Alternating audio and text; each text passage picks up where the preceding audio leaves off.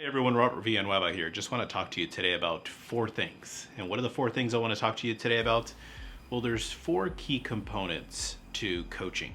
And the 4 components are basically that of mindset, activities, action, and skills. No specific order.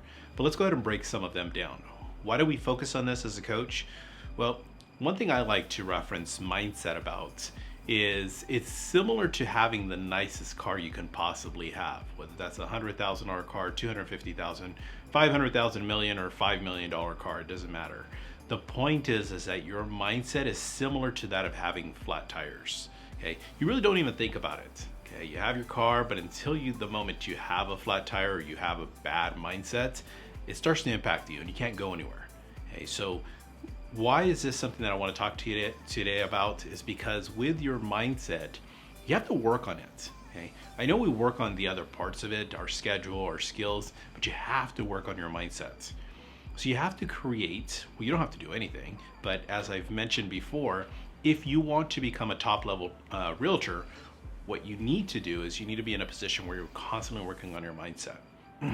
We talked about mindset in a previous video, so I'm gonna reference to that, and I'm gonna encourage you to go back and watch that video.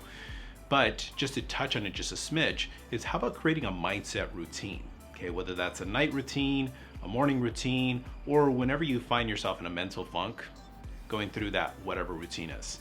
Okay? Now, as far as let's go over to skills. Now, as far as skills are concerned, this is something that you can work on every single day. Now, as far as your skills are concerned, this is important. And why is it important? Well, the stronger you are in your skills, the quicker the results are going to come. Now, with a top realtor, they work on their skills all the time. The not so strong realtor, well, they work on it on the occasion. So it's up to you whether you want to be the agent that's going to expedite your growth based on your skills.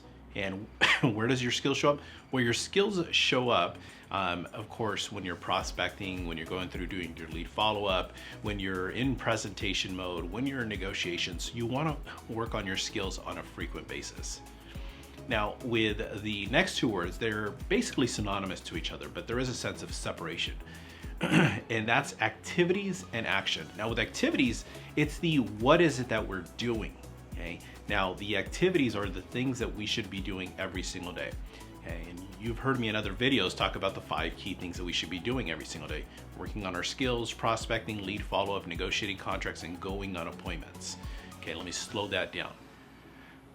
Working on our skills, prospecting, lead follow-up, negotiating contracts, and going on appointments. I don't care where you're generating business from. I don't care how you're generating business, but that is the key components to the activities we should be doing.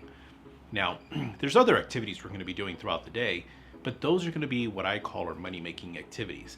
Because in the other areas such as administration, working on your file, all of this other marketing stuff, all these other random things that we have a tendency of finding ourselves doing creative avoidance with, they're not going to be as effective.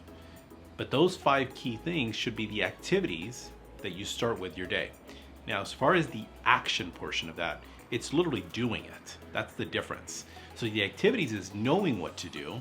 The action is actually doing it. Are you taking the right action? Are you taking your action with integrity? Are you taking the action with being intentional with your activities? So again, the reason I bring all of this up, because you can do a version of self-diagnosis. Okay? Where as a coach, we're going to go through and I'm going to identify where exactly we need to work on. Is it your mindset? Is it the skills? Is it the activities? Is it the action? But you can break this down on your own. Okay? And you can identify where you can improve at. As I'm going through this, you're probably saying to yourself, you know what? He's right. I need to work in this area. So I highlight this week simply because I want you to work on this in a version of being able to self-diagnose yourself. And that way, of course, you can be in a position where you're constantly working on your own personal growth. Again, as always, Robert Villanueva here. Just wanted to thank you so much for being here with us. And again, as always, I'll see you at the top.